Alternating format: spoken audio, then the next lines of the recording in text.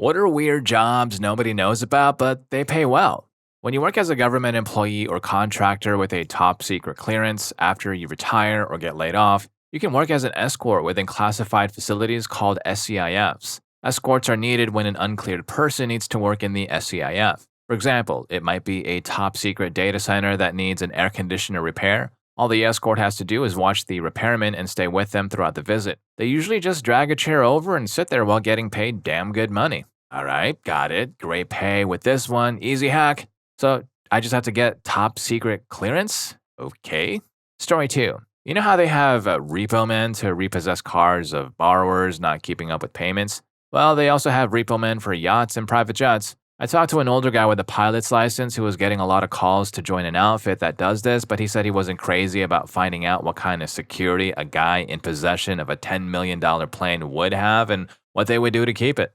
Story 3. Have you ever heard of an urban bat tracker? That's me. I'm the guy who steps into the night when the city sleeps, tracking the unseen ballet of bats against the backdrop of empty offices and starlit skies. My job is a blend of science and solitude, armed with detectors that translate bat echolocation into something audible. I map their flight, study their behavior, and contribute to research that's vital for urban ecosystem conservation. It's not just a job, it's a commitment to understanding these misunderstood creatures of the night. The experience is surreal. As the world winds down, my work begins. I walk through parks and alleyways, under bridges, and alongside rivers. The city's nocturnal pulse becomes my soundtrack, a car horn here, a distant laughter there, all underlined by the constant rhythmic clicking of my bat detector. Each night is a lesson in patience and awe. Bats, these tiny, agile creatures, dart and dive in the darkness, almost like shadows flitting at the edge of my vision.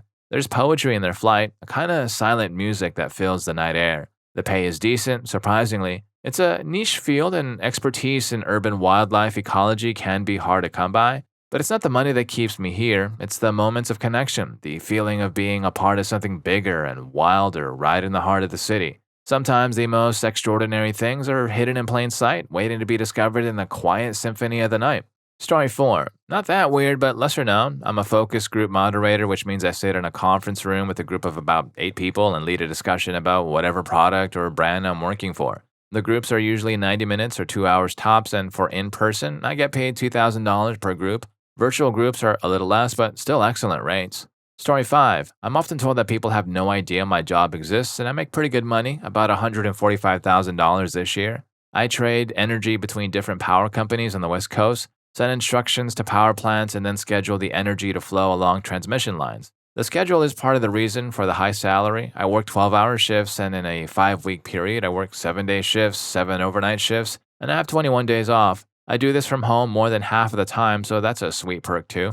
Story 6. My aunt and her daughter both do seasonal work as hand pollinators, harvesters. Certain types of plants, saffron, vanilla orchids, have a very small window of time when you can pollinate or harvest from them. A couple of hours to a half day. So the growers need people who can work fast and delicately to hand pollinate or harvest whatever plant they're growing. Plus, if the plant is small and they grow in the ground, it's a lot of bending to get down and do whatever has to be done, especially if they have a whole field of tiny flowers and you are using tweezers or a tiny paintbrush.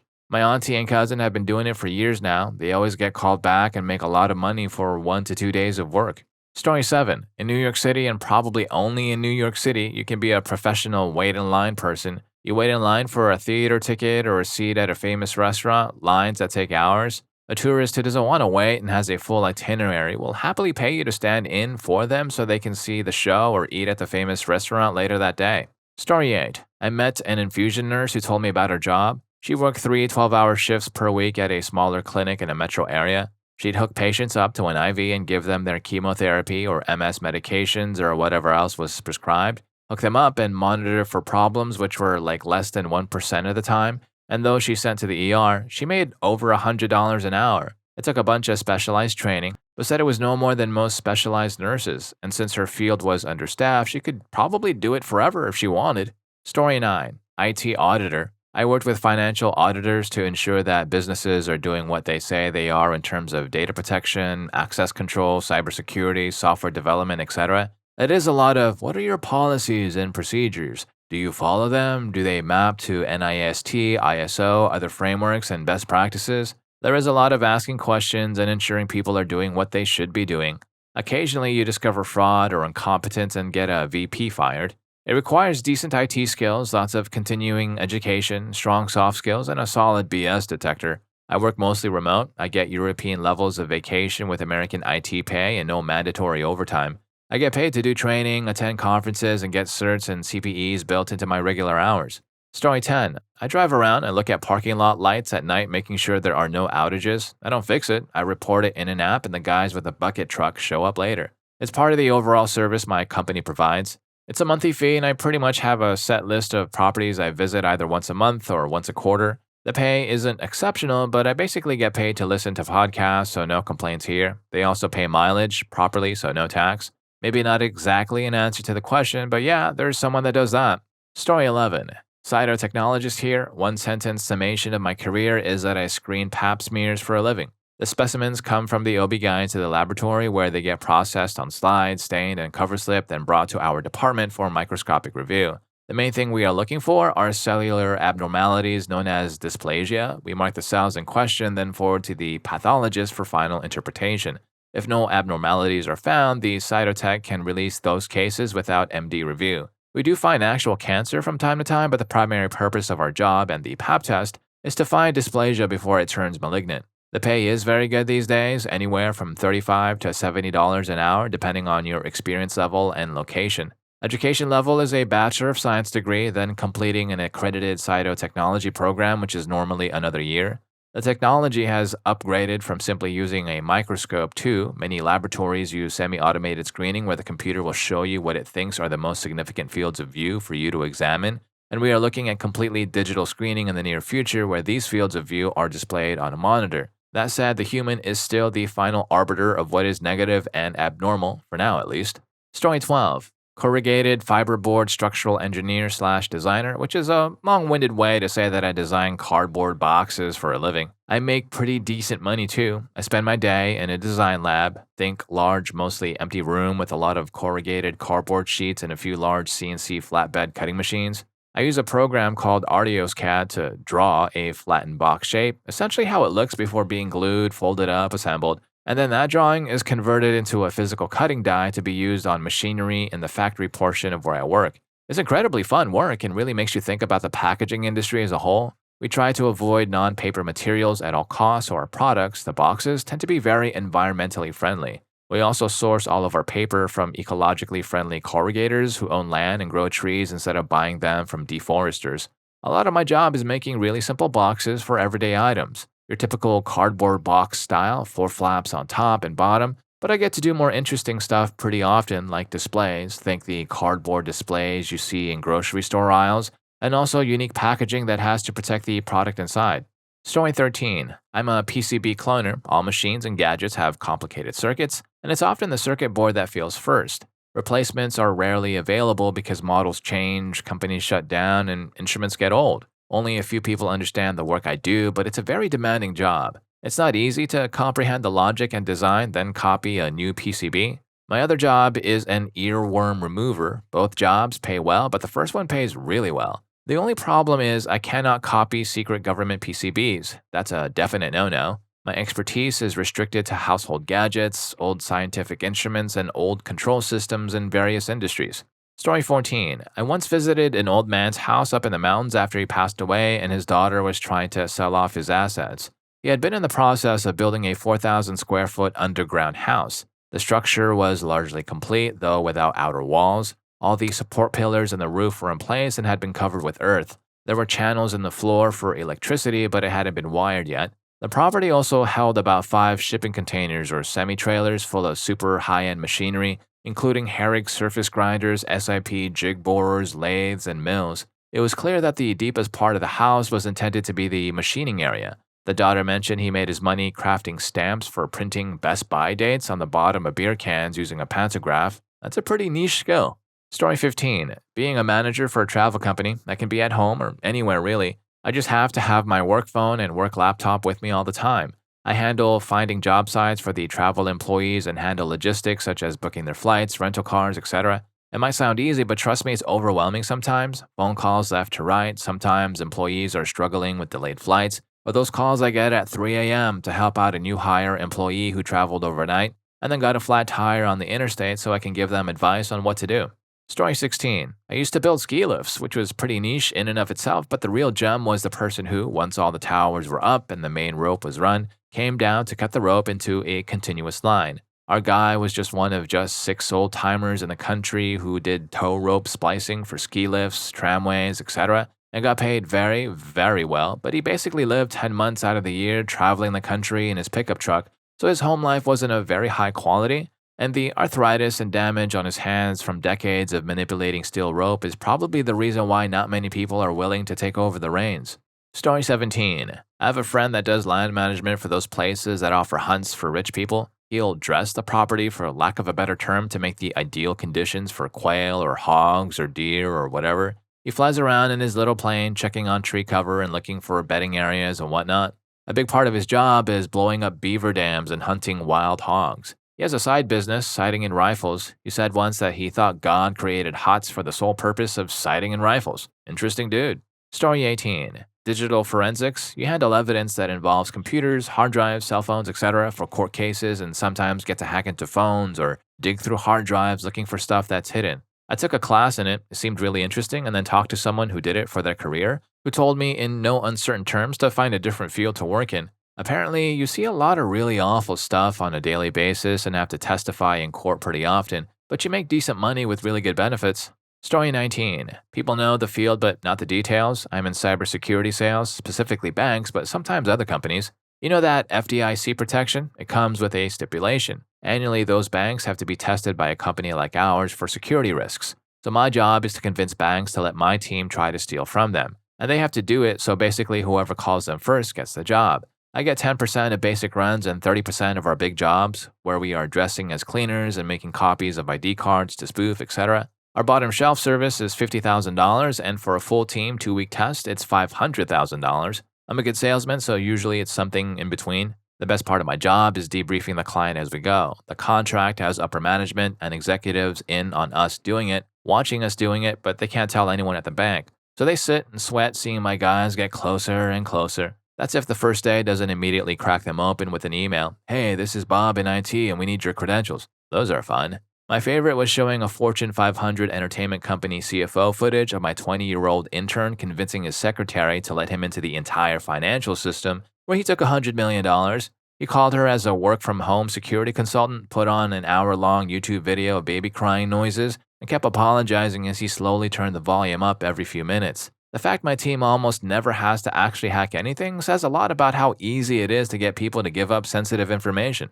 Story 20. Sometimes being a poll worker can be good money. We had a referendum last month and I worked as an absentee voting officer. Worked 6:30 a.m. to 8:30 p.m., attended a 1-hour training session and came in for 2 hours the night before to help our booth supervisor set up, as their 2IC was sick or something.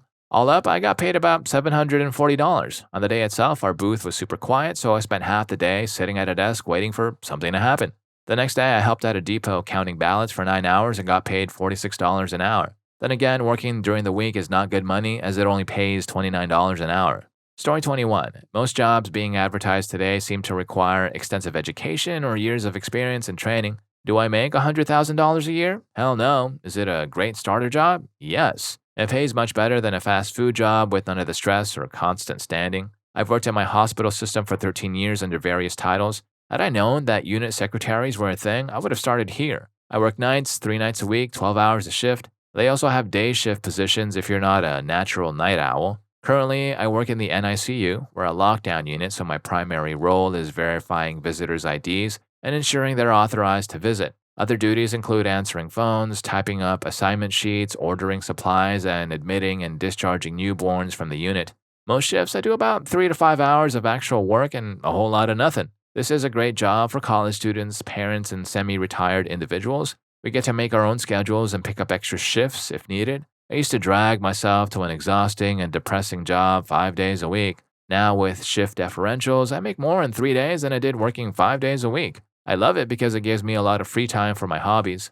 There's no standard education for this job, but customer service experience, basic knowledge of medical terminology, and proper telephone etiquette are a good start. Sometimes I get floated to other units. Right now, I'm sitting on the 6th floor unit because they needed one more person for their ratios. I'm getting paid to literally do nothing for 12 hours. I'm not driving a Tesla or anything, but my bills are paid and I live comfortably. It's the perfect job for lazy folks like me.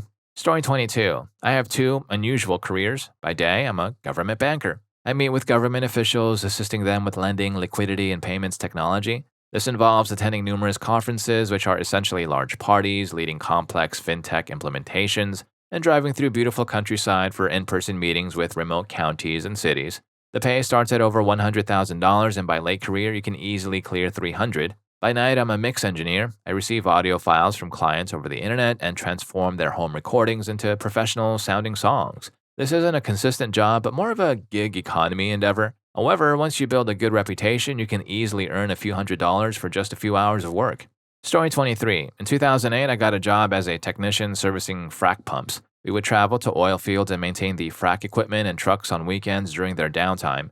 We were paid commission based on the number of units we serviced. Each pump would bring in between $4,000 to $6,000 depending on the model, and crews of three would split 20% of that. Other equipment paid less based on its size. I received a weekly salary of $500 and a commission check that ranged from $2,400 on the low end to between $4,000 and $5,000 on the high end. The best part, though, was the schedule. I'd arrive at the shop to check out the service truck and trailer around 7, 8 a.m. on Friday. We'd then head out to the site about an hour and a half away and unload the filters we'd used the prior week into a storage facility. After that, we'd retrieve whatever equipment we needed to service until about 6 p.m., then head back to our hotel. Saturday started early, waking up at around 6 a.m., heading out to work all day until dark. We'd wake up again on Sunday and work until the scheduled equipment was serviced, which would be anywhere from noon to 4 p.m. Then it was back to base to clean out the truck. After that, we were off the rest of the week until the following Friday. My first year on the job, I made $87,000, which would be about $126,000 in today's dollars. It was a dirty job, but I loved it. Story 24. I work in tissue recovery, a field that pays quite well considering it doesn't require a degree. The compensation typically ranges from $30 to $45 per hour plus numerous random bonuses. However, you definitely need a strong stomach to handle the various smells, sounds, and potentially traumatic visuals involved. It's essential to be comfortable with death and working with patients ranging from newborns to individuals in their 70s. The work usually takes place in an operating room. However, I once assisted with a heart recovery, specifically for valves, as organ recovery is handled by a separate team and always occurs in an OR. In a funeral home basement, I also recovered the cornea during that case. We recover various tissues. If you apply for this type of job, you'll typically shadow a case during the interview process. This is primarily to ensure you can handle the environment and won't become overwhelmed. iBanking was another interesting and lesser known job that I had that also paid well. Story 25. I work a not super common job, but a field that's always in need. I'm a NASCO inspector. I pilot robotic cameras down storm and sanitary systems to determine issues and map it out. I make about $2,000 a week with about 50% of the year traveling but home on the weekends. My company works with townships and towns who give us their maps. We bring in jetting equipment to clean the lines, then video the lines. We then locate all the points of access and issues with survey equipment to create a GIS map for the client. We also do remediation and other types of work, but it's always different each day. The job only requires basic computer knowledge and only a high school GED equivalent. The only downside is dealing with sewage, but you get enough PPE that it doesn't ever become an issue. Every town, city, etc. needs this kind of work, and some areas of the US pay over $90 per hour for this type of work. And if you're learning a thing or two from these stories so far, don't forget to hit that subscribe and like button for more videos just like this. Story 26. I'm a ship's agent. I look after shipping vessels, cruise ships, container ships, etc. Things like getting them a place in the port, clearing with local authorities, booking transport and hotels for crew, ordering things for them, basically anything they need while in port. Surprisingly lucrative depending on your experience. Story 27. Insurance actuary isn't a job that gets much attention but pays very well indeed. As the job requires advanced mathematics skills, there is a higher barrier to entry and that keeps competition down. On a different level, there are the people you see in supermarkets handing out free food samples. Most work for outside contractors rather than the supermarkets, and it's not uncommon for the assignments to pay upward of $25 an hour. While it's rarely, if ever, a full-time job, working a couple of shifts a week is a nice way to supplement one's income. Story 28. When you call an office and the machine says the call will be recorded for quality assurance, I'm quality assurance. The company I work for gives feedback on new patient calls for dental practices specifically to help with new client acquisition and retention. Might not be weird to anyone else, but I didn't believe it was a real job when I first heard about it, lol. And it pays well, in my opinion, considering we don't actually talk to anyone. starting $15 an hour FT with regular and easily attainable bonuses, plus semi-regular promotions and raises. Story 29. My brother-in-law used to travel around the world assembling and dismantling roller coasters for relocation. It was a fantastic job for him while he was young and single. While there wasn't a roller coaster project, he'd go back to working with his state's traveling carnival. He essentially saw the world with all expenses paid. He's one of only a handful of people in the world who do this, or at least that was the case 25 years ago. Once he wanted to settle down, he got a job at a full-time carnival/amusement park maintaining their old timber roller coaster. He's able to dictate his terms there because he's one of only 2 people in the country with that specific expertise, and the company keeps neglecting to hire anyone for him to train. Story 30. I have several, all related as to industry/where they are performed. Deconner, performing cleaning of radioactive contaminated surfaces. Radiation protection technician, check for contamination and radiation levels to inform the workers and advise them how to prevent overexposure. Generator jumper, usually men of small stature, enter the steam generator of a nuclear power plant to examine the tubes. Involves high radiation exposure, pays very well. Most trades are needed for work in nuclear plants. Story 31. I'm a bank rep in auto finance. My job is 80% of the time just hanging out at car dealerships making friends with the managers. I get a budget to take people to lunch and to bring branded merchandise to pass out. A few times a year, we get a corporate budget for big events where we rent out a cool venue and bring 100 plus dealers. Sometimes it is a pain in the butt because I also have to deal with the shady nonsense dealers sometimes do, but to be honest, it's pretty rare. Every time I tell people what I do, they seem confused. Lol, it's a good job though, you just really need to be friendly. Story 32. Not weird as such, but definitely on the less well-known side of things. Subject teacher in a big international school. Salaries range from good to fairly large tax-free retire at 50 levels, and if you're a teaching couple, then yeah, nice. Teaching in international schools is an absolute dream. There is pressure, but it's pressure to be a good educator, not a behavioral manager. I taught in the UK for 8 years and it nearly destroyed me. Moved overseas, and for the last 20 years, I can count the number of incidents of disruptive behavior in the classroom on one hand. Seriously. If you're a jaded teacher with a passion for actually teaching and have the ability to jump into international teaching, do it. The worst that can happen is you're back home within a term or semester because it's not for you. Best case scenario, you retire at 50, owning multiple properties after the most rewarding work experience imaginable. Story 33. It all boils down to supply and demand. If you possess a rare talent or skill like being an elite painter or athlete, you can command high earnings. Similarly, if you pursue a college degree in a specialized field with high demand and limited professionals, you're likely to earn a substantial income. Another path to significant wealth is starting your own business and committing to the hard work required for success. Unions also play a role. I don't work for one, but I have customers who are unionized and are struggling to find people willing to enter their trades. This low supply of skilled workers drives up wages. For those seeking higher paying entry-level positions, the principle of supply and demand still applies. In my region, warehouses are becoming the new factory jobs requiring many employees due to high demand.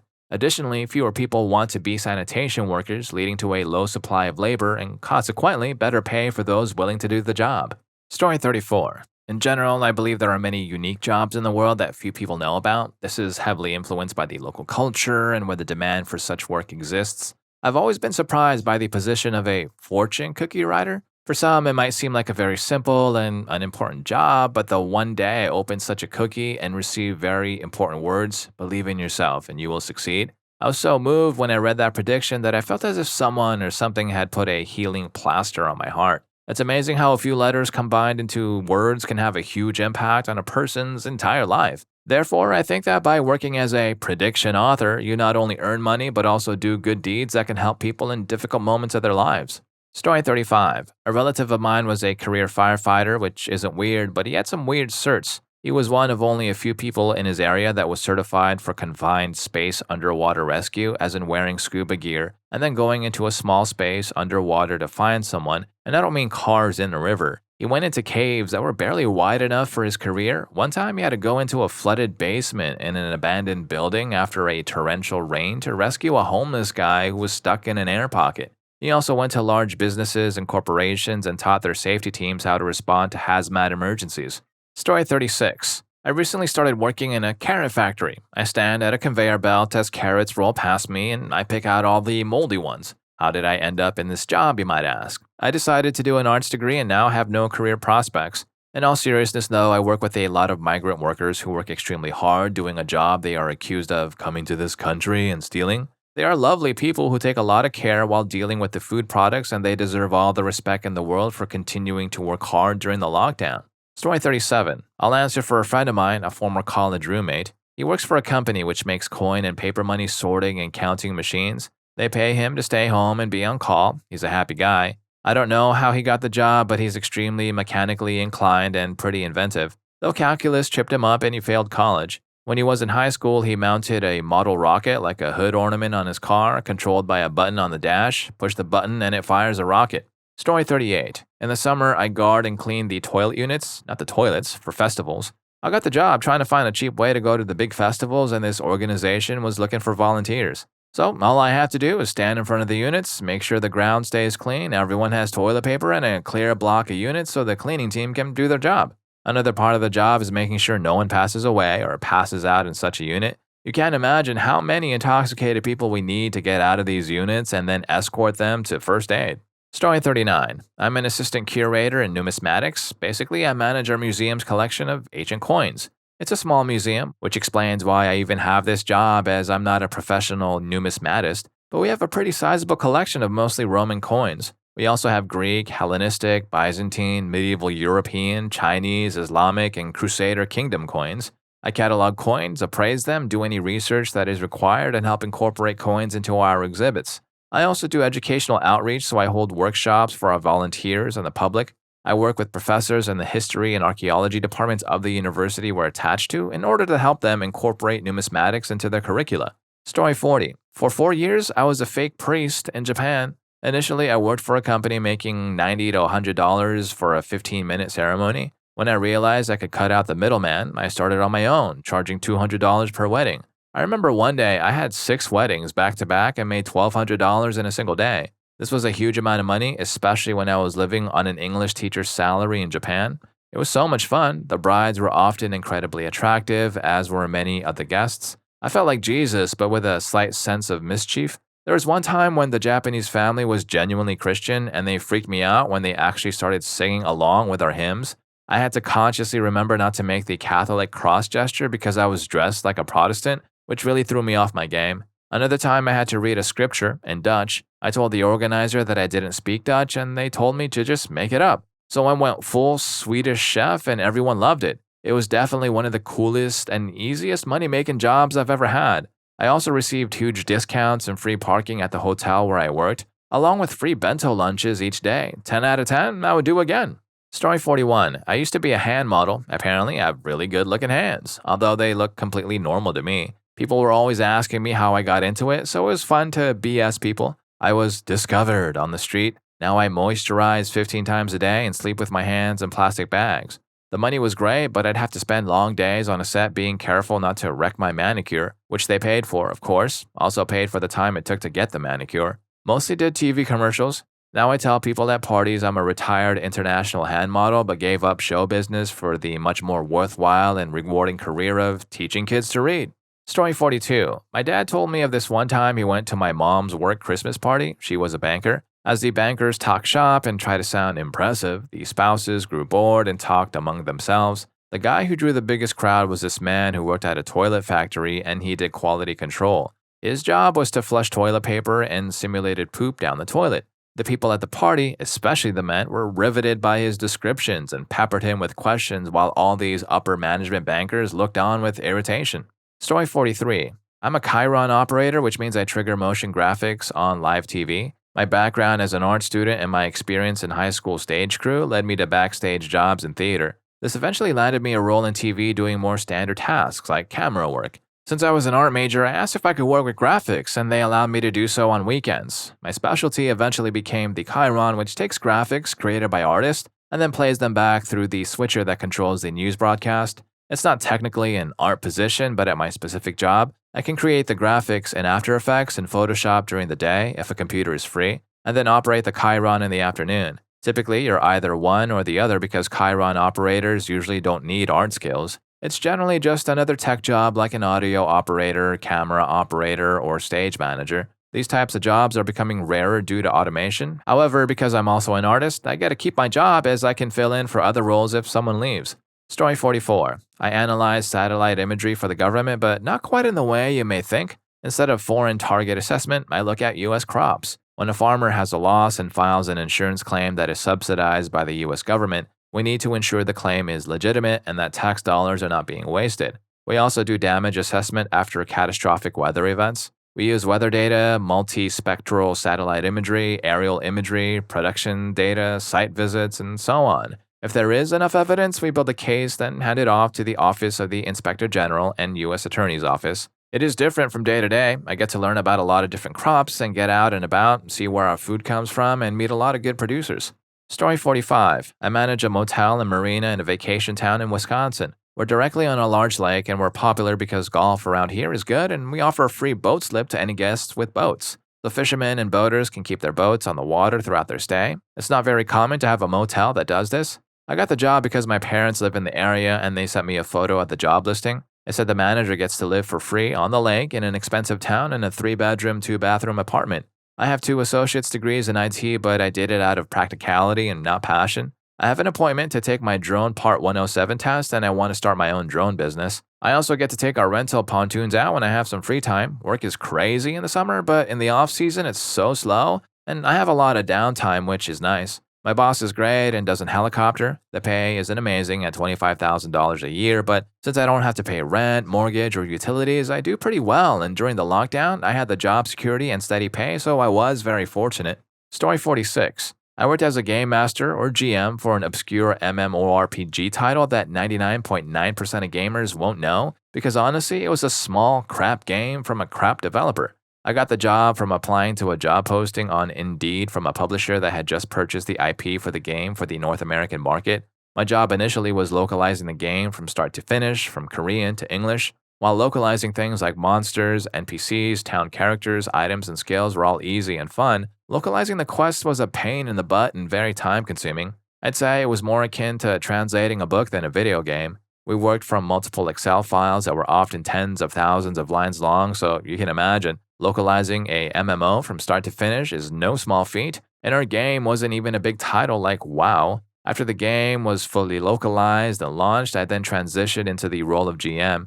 Being a GM is exactly what you'd expect, and it was hella fun being able to literally play God in the game. I remember equipping my secret account with godly gear and just PKing the crap out of players we didn't like, mostly cheaters, gold buyers, and just BM a-holes, lol. Remember guys, the GM or GMs are always around you, we're just invisible and choose not to show ourselves.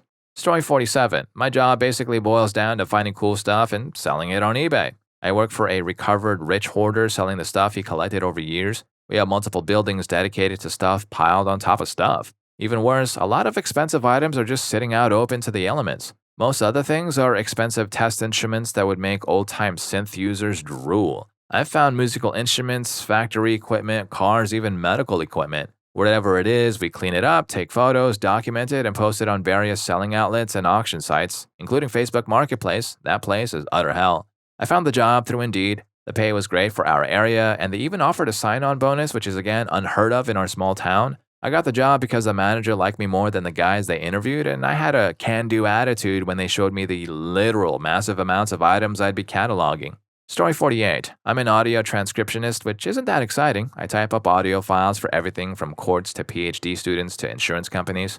But during one transcript, I came across a guy whose job was restoring swordfish bills, especially antique ones. So yeah, his job is to restore and preserve the swordfish bills hung on walls and bars in museums and rich people's houses, etc. Apparently, there's less than half a dozen people in the world that do it, and people will freight swordfish bills to him from all over the world. No idea how he got that job, but it's the most unique job I've ever heard of. He's also restored shark jaws, but that was a bit more common.